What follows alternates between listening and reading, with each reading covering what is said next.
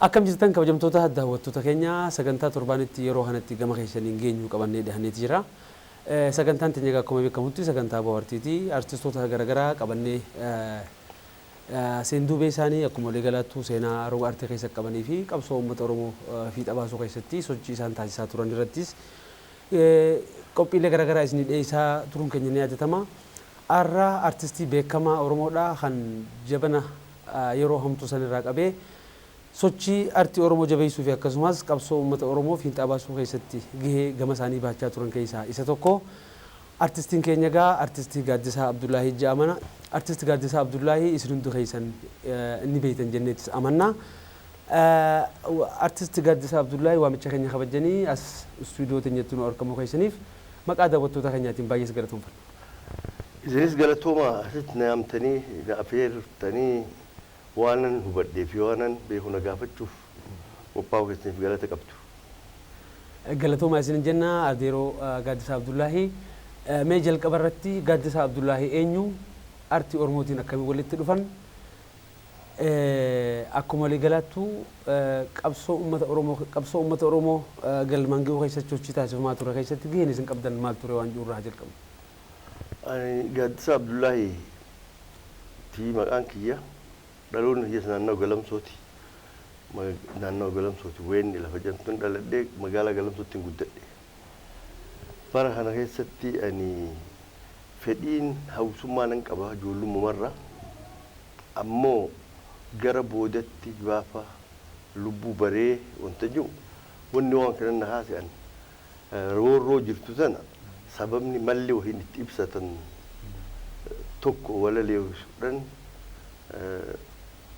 sirbaan akka namni gartee sirban dhaggeeffate jeetuma yaada tokko sammuu namaa seenuuf jecha roorroo jirtummaa ofirraa himachuu fi gartee kunis uumamattuu aadaan akka Oromootti itti wahiin itti himatan gosa lama moo sadii sadeen irraa tokko walaloo mammaaksa sochii harkaa fi mataa mala adda addaatiin ibsata namni yaada kunis sanis san keessaa tokko kan walaloodhaan ibsatan keessa ture saniifin wallee tana jalqabe gaafas barri sun ani walaloon dura barreessoon Haayile Sillaasee kufuu deemu walaloo takka barreessa yaa muka badaa muka qoree atuu hiddan qabdu hundeen kee tortoree kan bu'es waan mayru firiin kee bororee kan dur gubbaa saartessi jalatti horee maal si wayyaa muka badaa muka qoree waloo jettu takka barreessa Haayile Sillaaseen kufuuf deema yeroo sana. Amma isa jaati bijaa san ta'uu isaati. Inni naannoo sanitti sochiin naannoo keenya jirtus gaafasitti oowwitu turte umrillee gahee hugus waan akkasitti qooda fudhachuu baadhu ammoo hamileen jirti naannoo keenya san sochiin warra Elemofaan achi dhufanii socho'an tun ni deemtii oduun hasaasii kana uma qabnaa hajeellan isaanittis maqamuuf ni hajeella yaadatu gaanuu hin gahin malee jira sababuma saniin waan akkanaa kanatti jalqabe eegas Haayile Sillaaseenis kufee dargiin dhuftee nuti mootummaa Haayile Sillaasee san gaafa kuftee dargiin tun gaafa dhuftu wayyinaa dhufatti wannesi osoon turin ammoo wal dhabni dhufe waa garaagarummaan dargii Haayile Sillaaseen nuuf qaban lafa warra qotuuf waan jettu san qofa malee wanni biraa hagana hundaa miti nuti kasabatti fufaa dhukursaan nurreeru garaagarummaan qabu tokkuma namaatummoo xiqqishu wayyinni dhufe gaa dammayni namaa ol ka'ee gaafin eenyummaa sun xiqqishuuf babal'achuu jalqabdee nuuf sani wanni garaagarummaan jirtu taa'u saniin akkasii jalqabeen. Akkanatti gama artiitii dhuftanii sochii gaa isin dura Elemofaan Ahmad Taqifaan jaroonni jajjabaan kun taasisaa turanitti fedhii makamuutis qabsoo uummata Oromoo makamtanii galmaan gahuutis cunqursaan uummata Oromoo irra turanii beekama. Eegaa calii calanqoo booda uummanni Oromoo cunqursaa addaa keessa turuun isaatis ni beekama. Samboo dahoo duuba eega dargiin dhufe artist Gaaddisaa Abdullaahii gama hidhaatis seentanii turtan. Hidhaa tana dura haalli jiru sochiin jirtu tun gaafa Haile Sillaaseen kufee dargiin qabatte sochiin Oromoo keessattuu kataa qabsoo bilisummaa Oromoo tun gadhaamte. Sochiin biyya keessa jirtu ta'u waliigalaaf taate. Waliigala jechuun irra guddatti sochii barattootaati. Sochiin barattootaa walumaa galatti jumlaatti soso'anamni. Garaagarummaan qabu maqaan Oromummaas keessa liqinfamaa jechuun akkuma duraati. Yes. Amma tana keessa osoo deemnu haalli wantaa dhufe gartee nutiin kun jaarmaya ihappaa kun dhufe ijoolleen ihappaa tun guddaa barattoonni hundi girrisee asitti gale. Gaafa kana osoo deemnu keessatti fudhamne keessaa of hin agarre. Gaafiileen teenyisa nuti akka Oromootti maa of hin jaarre. Gaafin jettu haate nutis kanaaf uf jaaruuf jalqabne garte. Gaafa kana dura manuma teenyu bakkuma teenyee isaanii hojii akka maadhiitti teenyu kana keessatti afaan keenya maan haasofneefaa gaafin. Gaafin akkasii haa. Afaan keenyaan haa mari'annu nutis. Kuni gaafa kana gariin kun dhiphummaadha jedhanii wal dura dhaabbachuun dhufa ijoollee teenya keessa warra akkas dhuunfaatu jira. Aboo gaa nuti gabrummaadhaaf hin qophaa'anii bilisummaaf qophaa'an malee nuti amma akkanatti hin taa'u yaada jiruun an kaase ijoollumaa naannoo keenyaa keessa. Gaafan kaase amma manni barumsaa haa cufamu jedhaniiti dhaaddannoon jirti gartee dhaaddannoon jira kanaa barumsi injifannoo boodata jettu ture. Afaan Amaaraatiin. Dura bilisummaa aanaadha. Barnoonni isaanii aanaa. Timirti kaddil boola jedhan isaan. Nuti immoo waan kanatti keessattuu ijoolleen baadiyyaarraa dhufnee magaalatti barannu manni barumsaa cufamnaan nuti gallee akaafaa fudhachuu dhabbaa keenya hireen teenya. Nuti hiree waa dubbisiitu fi teenyee waa uf qopheessitus hin qabnu jechuudha. Dubbiin tun hin taanee jechuun ijoollee mari'achiise ijoollee baadiyyaa dhufte kayya. Irratti walii galle hin cufnuu inni mormii deessine manni barumsaan cufamu sagaleen nu caalanii cufanii amma isaan jarri kun fidistii wajjin wal arganii jedhama keessattuu ani mataa irratti gaaddisaa akka fidistii garta ganaa hin to'al jeniiti. Dhaaba fidistii jedhamu ture. Hin jiru faamni fidistii jedhamu anuun dhageenye waan kana takkaa dhageetu hin beeku bara isaanumaa hin. Edaa fidistiin jedhan kun Maisoon tana Hailee Fidaa. Hailee Fidaati. Hailee jechuun dhiisanii amma isaan Hailistii silaa jedhanii wayyaadha. Fidistii jedhan abbaasaa. Fidaayizimis jechuun ni turan. Eega isaanin fidist fidaayizim fidistii jedhan maaliifi Hailistii hojjan silaa biin gamas deemte. Fidaan jecha Oromooti kanaan. Ofirraa itti fageessuuf badaan gama gartee bakka itti darbamu qabu. Hailee Fidaati. Innis dura bu'aa mi'eessoon ture. Akkasi. Amma nuti Haile Mohanaa hunda dhageenye beeku. Isaan waa odeessee dhageenye gama. Oddee sanda jarumte hunu maaliif isuma kanaa maquma kanaa maaliif maqaa namichaatiin hiyyeen abaarree maqaa abbaa abaarumaa dhaqanii dubbisu. Turis gaafi qaabti. Gaafi. Yakkan qabu. Jaarsa yoo akka qabaare yoo akka qabaates dubbuma kana. Kana dhiisanii maaliif achi dhaqanii tunis lola haaftee nu keessa. Waan kanatti amma nuti uf jaaruu jalqabnee uf qopheessinee ijoolleen hedduudhaan natti haana. Warri gartee ijoollee nyaaphaa teenyalleen wajjin inni ni dhiphate jedhanii. An gaafa saniin walaloo qeeroon mataa tuutaa hin jarjartu suuta jirusan barreeffadhe. Qeeroon mataa tuutaa hin jarjartu suuta. Gara galchanillee gara galuun oolle. Ilmi ibbaan cunqursaa nama galuun oolle. Aduun takkas dhiitee takkas nuuf bariite. Akka keenyaan jiru kan gabrummaan miite. Biyya teenya malee tan namaan falamnu abbootiif gabroomnee ilmaan hin dhaalamu. namnummaan haqa isaa diinni duraa dhufse akkamiin nyaatee dhugee rafa ubse akka kan gabrummaa of wallaalchiftee bakki namni ga'us ga'uu hanqifte mawlaloo tana reeffadheetti waraabnee kaaseetatti waraabnee nama keessa oofna nu hin jenne biyya biraatii dhufte jechaati qotee bulaa keenyas qotee bulaa baadiyyaarraa dhageessifna teephiidhan ijoolluma dardaraa sanas hunda ni dhageessifna takkaan dhageenye isaan sagaleetii bakka biratti amma ana ta'us namuun beeku biyya biraatii dhufte finfinnee dhufte jennaani namni jaalatee dhaggeeffata itti idaan immas qeeruma tana kaaseetii dhumatti malee guunnetii nama walirraa fudhatee namuu dhaggeeffata. Namuu dhaggeeffata. Caayaa taa'utti ooroota keessatti. Ooroota keessatti.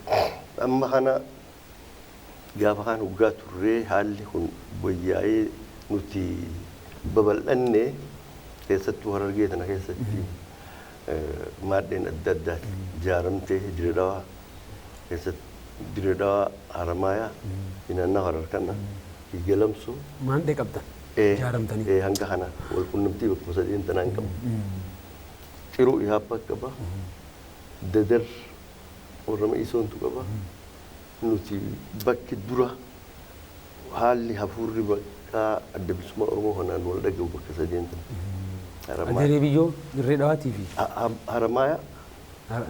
Adeeree biyyoo ijoollee Haramaayaa tani. Harumaa tanatu isaanii qaba. Haramaayaa. As Dirredawaa kana ijoollee lagaarree keessa. Afiiras jiranii har'a biraa mataa godhuu fi araarsoo fa'aa ture. Araarsoo wadde? No, araarsoo Muusaa, Aroo Muusaa. Muusaa Alii Boruu, Raajeli. Ni du'e kana araarsoo barreen gad ta'anii.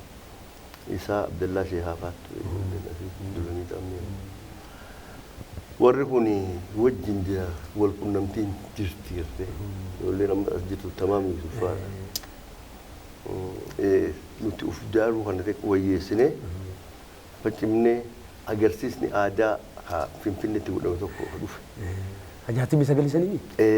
Inni kun sababii gargaarsa gaazexaa Bariisaa hajuuf qophiin tun jalqabde nuti amma agarsiisa kanarratti ka qooda fudhannu namni gartee Mahdii Ahmuuditii fi Abdii Muhammad Ibrahim Taagoo. Abdii Qophee. Isaan kun ilaa Galamsoof dhufanii amma nu qunnamanii yaada kana wannan nutis qoodatti fudhanne. Anis ni murteeffadhee dhaquuf. Namni amma sagaleetii gaafa reediyoo irraa eeroo mataa tuutaa jee dhagee gachuu dhagartee ta durra fajala deema. Sammaleet biraan beeku. Amma akkasitti nuti sababa gaazexaa Bariisaa saniin horfiin sun godhamtee sanuu eega qophooynee fi as Dirredawaa hatti wal geenyee nuti leenjisa wayyeeffanne. Finnee deemuu haanu dargiin gaazexaa Bariisaa dhaamse. Nu waraste fudhatte. Nu gargaara amma booda gargaarsa nama biraan feesisuu gaazexaan Bariisaa torbaanitti guyyaa tokko baajanii Mahdii oofisa kennanii fi galchan. Amma akka hambisuuf waan sana. Tooftaatti hambisan. Uummanni immoo waan qophaa'anii ijaarame ni jiruuf koruma Bariisaa santu jijjiirame koree guddisa aadaa fi afaan Oromoo jedhanii appilikeeshina dhiyeessan mootummaatti hayyamuu fudhatanii torbaan tokko tolfatanii inni dhaqneeti. Akkasitti agarsiifne kutaa jaarraa walitti dhufne Harargee, Baale, Arsii, Shawaa fi Wallagga, Ilubbaabur.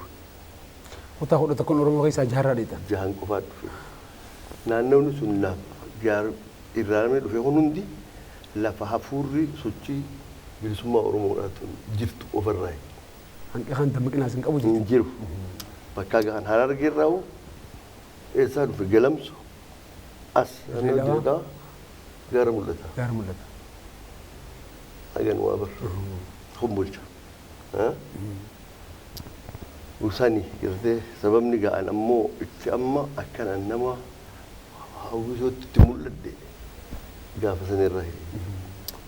Akkasii jechuudha. Mee egaa qeeroon mataa tutaa hin jarjartu suutaa aduun takkaas dhiitee takkaas nu bariite. So amma haala qabatama ammaatiin bilisummaa irraa tana akkuma biyyaattuu namni fide qeeroodha. Yohaan qabsoo wayitaammaa uummanni Oromoo bilisummaa irra gonfate jecha haasawaa jiru tana durummaadhaan sochii baroota meeqa taasifame. Hangam takka qindaawanii qindoominuu kun akka bu'aa fidu waan nama agarsiisudha. Qeeroon tun seenaa Oromoo keessatti sirna gadaa Oromoo keessattis gahee olaanaa qabdi. Humna waraanaati, humna ummataati, humna nageenyaa, humna misoomaati. Mee sirbaa kana xiqqoo sagalee teetii yoo dandeessan maaliif haalli amma jirus bu'aan kun kanuma qeeroo waan ta'eef dargaggeessa keenya mee sirbaa kana yoo sagalee teetiin sagalee mi'ootuu teessan xiqqoo dhageessifnee gara gaafii biraatti tarkaanfanne. Qeeroon mataa tuutaa hin jarjartu suutaa. Qeeroon mataa tuutaa bari jarjartu suutaa bari hin jarjartu suutaa. Gaara galchaan illee bargaaras galuun ollee mibbaan cunqursaa barnaa maganuun ollee barnaa maganuun ollee. Aduun takkaas dhiitee takkaas nu baariitee kaa keenyaan jiruu barka gabrummaan mitee barkaan gabrummaan mite. Biyya teenyaa malee taan namaan faalamnu abbootiif gabroomnee bari ilmaan hin dhaalamnu ilmaan hin dhaalamnu. Qeeroon mataa tuutaa hin jarjartu suutaa. Qeeroon mataa tuutaa bari jarjartu suutaa bari jarjartu suutaa. Gaariidha. Sagaleen gaa akkuma dursanii waa. Abduurattu qonachuu tarakkoo qaba. Mee haalli sanboota ture hoo maali? Artist Gaaddisaa Abdullaahi achi booda gaa sochii taasifame keessatti mana hidhaatiis turtanii mana hidhaatiis baatanii gama artii seentanii hanqa sirba baasuu takkatti illee gaa sirboota hangarraan irraanfatamnes manuma hidhaa san booda gaa kan dhufe. Gara mana hidhaatti maaltu isin geesse? Mana hidhatti haaluma sochii jirtu keessatti qooda fudhachaa waan tureef hedduutti haalli hamaan dhalate gartee naannoo abbaa Oromiyaa kanatti jaarmoo keenya keenya addunyaa Oromoo kana keessatti rakkoon uumamte rakkoo uumamte tanarraan faca'uun dhufe namni warri daggala dhaqee faca'e nutiin kun warra daggala irraa deebi'ee magaalaa keessa waa hojjetutti jiru warri deebi'e kun deemee nama kennuun dhufte. Warra gartee beekan hoggaa qabame deemee nama himuun nama tokkomii aggaallati maal jedhan takka dhufe daa'ima namoonni tokko asii qabamanii adaree kana adaree irraa ka'anii ilaa galamsoo dhufanii nu qabsiisan. Isaan baan garuu hin hidhamne nuti gaa hidhaa amata afur teenye. Akkasittiin hidhaa san amata afur taa'ee hidhaadhaaf raayis mana hidhaa sanii ciroo man laman taa'ee galamsoo man lama mana hidhaa sanii badeetin as dhufe. Biyya sana diraa biyya silaa Jabuutii dhaquuf kun dhufe haalli hundi inni ijoollee namni hin beekus lafarra hin jiru yaa'e warri nan dur beekus kun jijjiiramee badee hidhabamsiisa. Kun ammoo sodaa ta'e namni kun nama dheessa gala. Maqaa EHPaatii fi waan garaagaraatiin qayyii fi birjaan gaafa nama fixan sanii.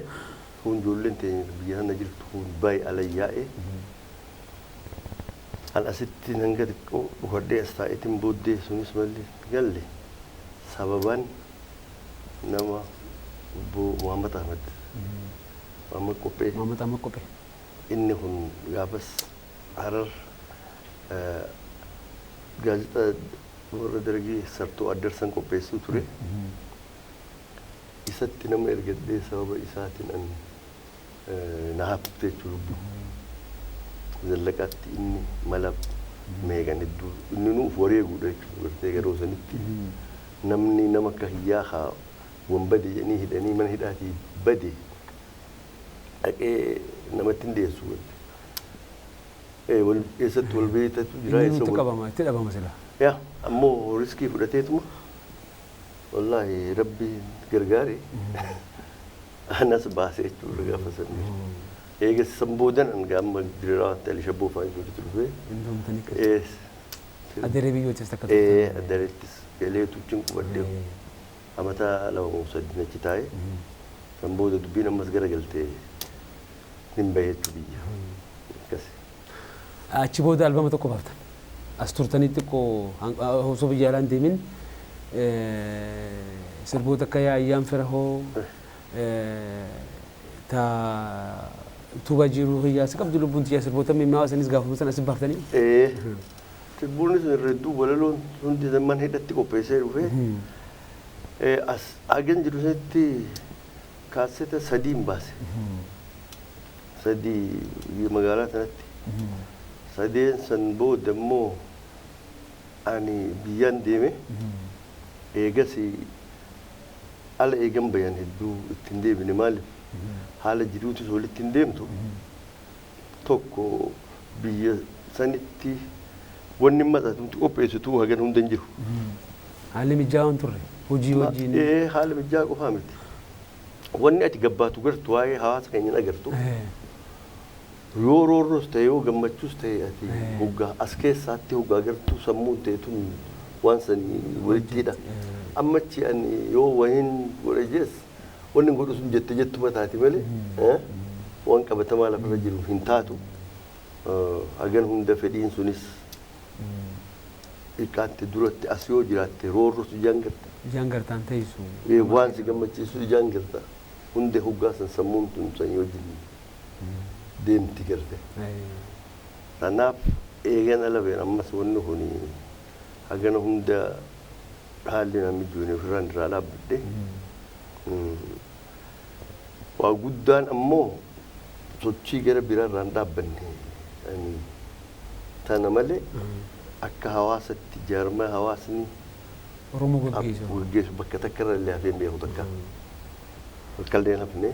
Achitti sochiin maal keessa turtan fakkeenyaaf achitti Gaaddisa Abdullaahi sirbootan keenya mimmaa'awasan ni beekama qabsoo uummata Oromoo keessattis gahee battan amma hedduu asitti haasa'uuf waan hin jennu malee haasawaa keessan kan kanaan turaa keessattis mana hidhaasan keessattis akka turtan akkatti walaloo katabaa turtan achiin deebitanii jara keenya jajjabaa hanqa garaa qabsoodhaaf biyya teenya irraa bahee gara biyyoota ollaa seenanillee wajjin hariiroon isin qabaachaa turtan hara Baalee fi hara Arsii kanas akkatti baatan waa hunda gaawwanaa saawame adaree biyyoottis rakkoon garaagaraa sirra gahaa turuu achi dhuftee asii gaafa hidhaa baate sanis na fakkaata bikkeen akkasi baaburaan dirree dhawaa seenuu kee qabsoon gaa hedduu asiin karaa dikhiliin malkaa jabduutiin seenaan akkasii waa hedduu asirratti gaa hin kaafne malee jaarmayni isin biyya alaatti keessa turtan sochii qabsoo Oromootan akkamitti deeggaraa turtan? Nuti bakka deemnutti Jabuutittis waldaa baqattoota Oromoo Jabuutii qabaachuu turre jaarriti waldaa kanaanis socho'aan hamma dandeettu wal gargaaraa waa wal barsiisaa asirraa gaafa baanne biyya Xaaliyaan hoggaadha innis waldaa baqattoota Oromoo biyya Xaaliyaan ijaaranne waldaan baqattoota Oromoo Xaaliyaan jiru kun waldaa tokkummaa barattoota Oromoo haa Yuurooppii jiru wajjin walii hidhanneeti bara sanitti waldaan kun caa bilisummaa Oromoo taanee hojjechuu ture. Maqaa san moggaafatanii? Yes. Gargaarsi keenya guddaa ta'ee dhaaba kanaa fi akkasumatti ammas Kanada gaafa dhayne Ameerikaattis waldaa Union of Oromo in North America kan jiru jira. Waldaa tokkummaa Oromoo Ameerikaa bitaa kan Ameerikaa kaabaa jennee ijaaramee kunis guddatee hanga booddeen kan agartee 90 sadii moo kana booda faca'ee yandu sun. Egaa gartee dargiin faca'ee booda. Dargiin faca'ee adda bilisummaa Oromootis mootummaa cimsaa keessaa bahee deeman amma akka waldaatti miti nama akka miseensatti rikruut godhannaa jedhanii dhufe warri fedhe gaa miseensa ta'e hanfeenis ni hafee waldeeni sunis laafachaa dhufe. Ni dalaafatee ni dhufe. San booda namni koominituma hawaasuma ijaarachaati. Deemi hawaasumti sunuu hoggiin wallaqaa maaliif yaanni poolitikaa adda addaa kun hoggaa see namni walitti ijaaramuutu ifin rabbise. Namummoo si yaada ufii. Tooftaa addaatiin tokkummaan diigamaa barra namni akka jabaateen tokkoomne hojii hedduu hojjetama. Maaliif ammas namni waldee hawaasaa kana hoggaatti dhufe namuu yaada poolitikaa saasaniin influence isa irratti irra kaachuu fedha gara deeggaraa isatti dhiibuu fedha.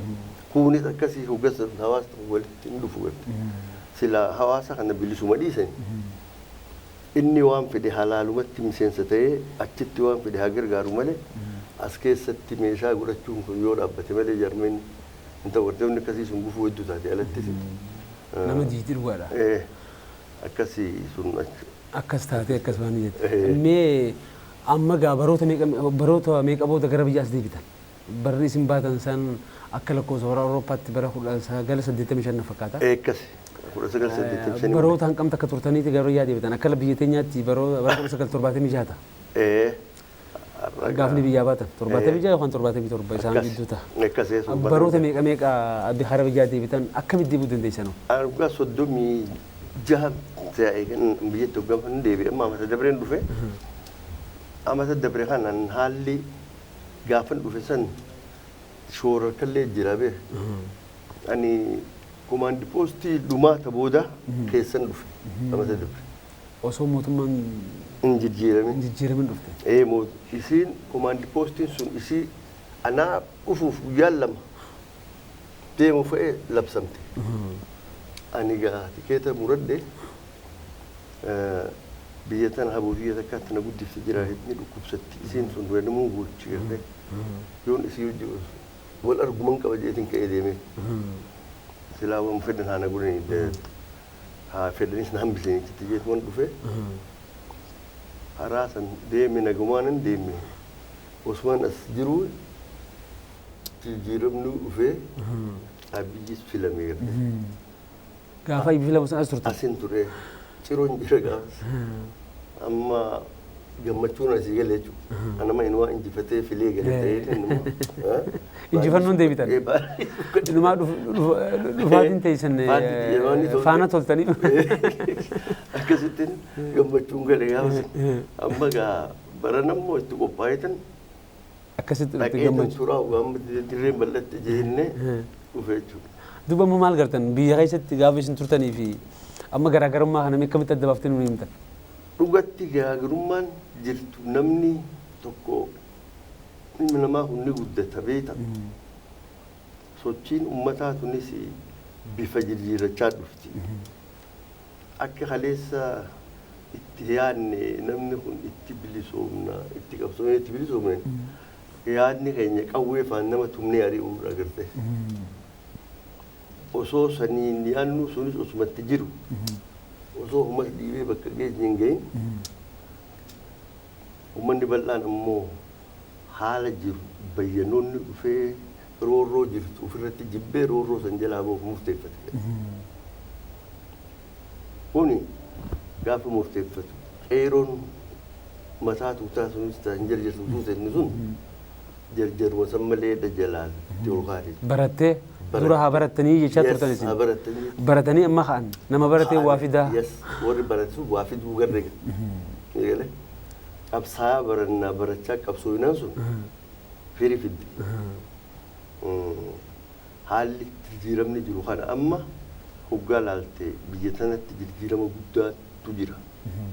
Keessattuu nuti akka Oromootti bakka irraa kaane hoggaa yaadannee bakka har'a geenye waan keessa dabarree wajji hoggaa finnee bakka har'a geenye laalle amma alaan alli guddaan hin jiru waan ofii dalagatan to'afe garte.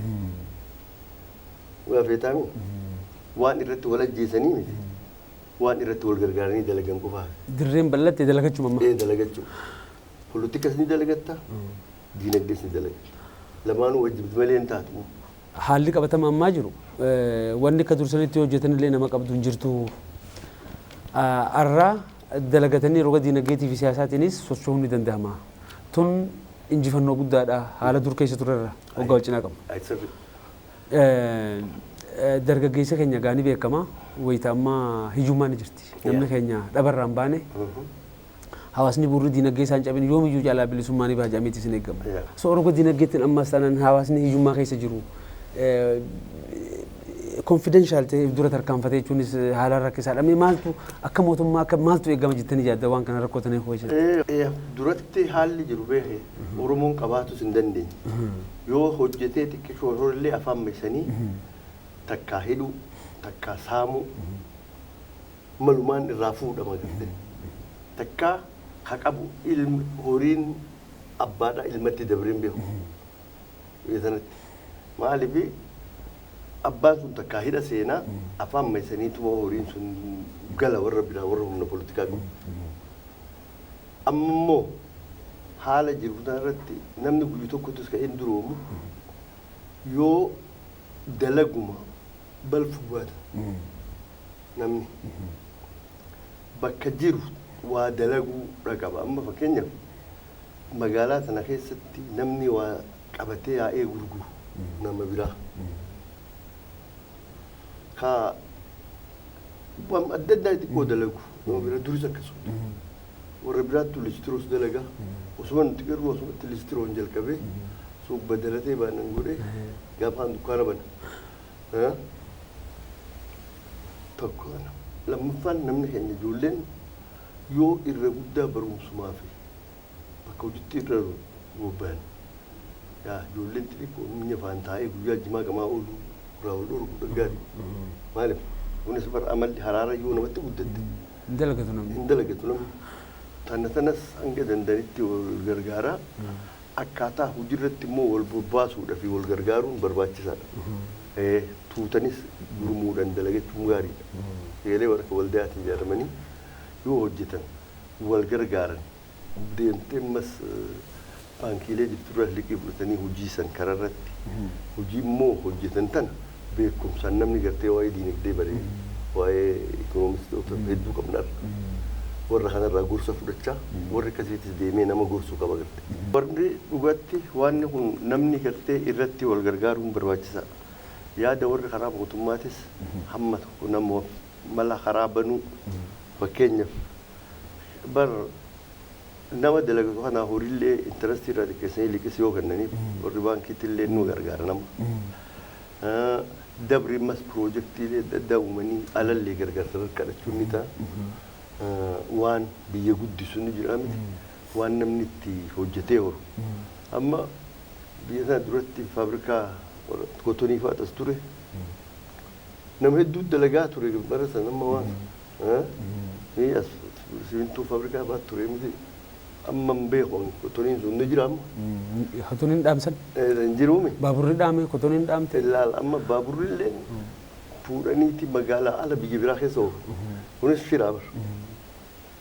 Shira dalagame maaliif tireenni biyya fedhe keessatti magaalaa keessa walakkaa bakkee biyya hundatti maaliif gabaasan guddisan. Jiddu galaana muuchitti dhiyootti akkata. Yes magaalaa san guddisan hoggaan qabu irraa bitataa irraa itti gurgurata namni dhufu kun asii waa bitatee waa dhugee nyaatee dabra. Amma immoo humaan gurguramu humaan bitamu karaa waan akkanaa kanarratti namni gartee ammoo itti qabsaa'u qabarra wanni hundi dhagaatti aruu qofaaniin sammuunis irra qaramu waan kana akkaataatti jijjiiramni dhufu irratti mari'achaa yoo deeman du'aa xiqqoorraa ka'anii guddottichi dabruun ni ta'a. Guddoon takka immoo laal keessattuu waan godhuma irratti nagayni uumamuu qaba lafataa irratti namni hundi qabsaa'eef nagaa argachuuf. Bilisummaan duraa takka nagaa bara. Waa feete harargeedhaan bara namni dur saammaa jira malee hiyyumti hagan hundi hin turre bara. Yoo laalte amma dachiin dhiphattee namni qotee bulaan faan bakka lafa dhabee miskiinummaan hammaatte malee gaafa dachiinis nama geessii. Nama geessi. Ammattis ni baay'atanii. Amma dachiis kan namni hisaaba dhaba horee dachiinis xiqqaatte lafarraa is wanni horan sun amma dur asiin karaa jajjaa kana deemte lafa. Bishin gaafi xaafii kana amma jimaa qofaa dhaabbata. Jimaa qofaa dhaabbata. Kunis hambeen jijjiirama garam deemna. Kun itti yaadamuu qaba. Itti yaadamuu qaba. Maaliif? Gaaddisa Abdullahi egaa waamicha keenya kabajanii asitti nu argamuu keessaniif egaa yeroo xiqqoo nudaan keessaa malee silaa hedduu haasofna fuulduras wal agarra. Sagantaan teenya egaa han asitti sagantaan bohaartii hawaasa televizyiina Dirree Dhawaa Afaan Oromoo daawwatuuf kabajaa isaaniitiif asitti nu argamtanii gaafiif deebiin wajjin taasiftaniif gaa maqaa daawwattoota keenyaatiin baay'ees galatoomfanna. Isaan dura garuu goolaboo keenyaan dura sirboota keenya mi'aawaa keessaa tokkoon bohaartii waan ta'eef yoo goolabne. Kamiinsi Yaa ayyaan fira hoo ta'u kan mana dhaa barreessitan waa'ee obsa irrattis hedduu barreessitan gaa yeroon qabnu malee silaa gaafa gartee waan isanii finfinnee dhiixaniis qajimaan daraaree waan jettu waa hedduu jira gaa silaa tokkumaan nu baatuuf. Namni yaa fira gaafa yeroo hundaa sun wanni beetii ciruutti barreesse. Yaa fira gaafa yeroo hundaa nabiira guutee arrakkoo hamtuu mudannaan biraan dhabee tokkollee achi buutee. Firoonni koo hiriyoonni koo kan dhugaan na jaalatu rakkootti gatee waan irraan baqatu kan du'aa fi jiruu tantoo na gaafatu gaddaaf gammachuu wajjin dabarsiinen irraanfatu yaa firaga yeroon dadaa na biira guute arrakkoo hamtuu mudannaan biraan dhabee tokkollee achi buutee.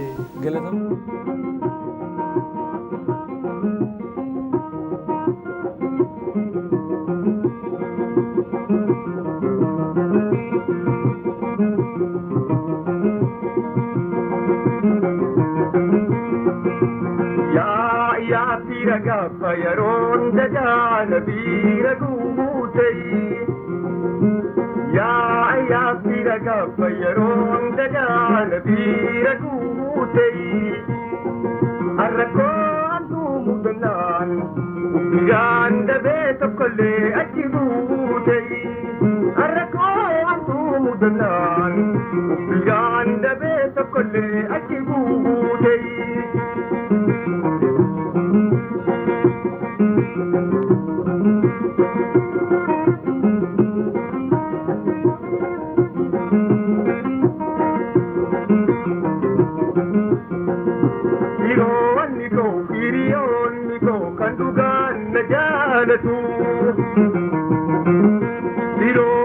Hiriyoonni koo kan dhugaan na jaalatu rakkootti gatee waan irraan baqatu kan du'aaf fi jiruu tantoo na gaafatu gaddaaf gammachuu wajjin dabarsiinen irraanfatu rifachuuf gammachuu wajjin dabarsiinen irraanfatu.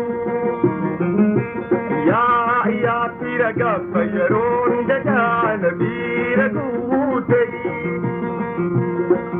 Arrakkoo hamtuu mudannaan biraan dhabee tokkollee achi buutee.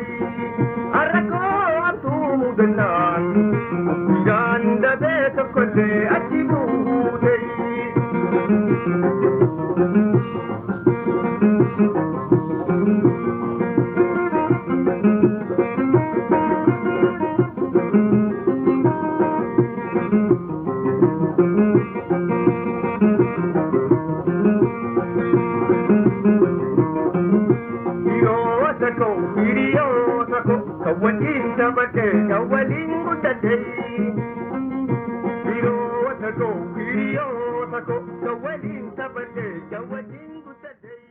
Galatooma adeero. Asii nu argamu keessaniif gama qaataa wattu ta'an jettiin baay'ees galatooma. Galatni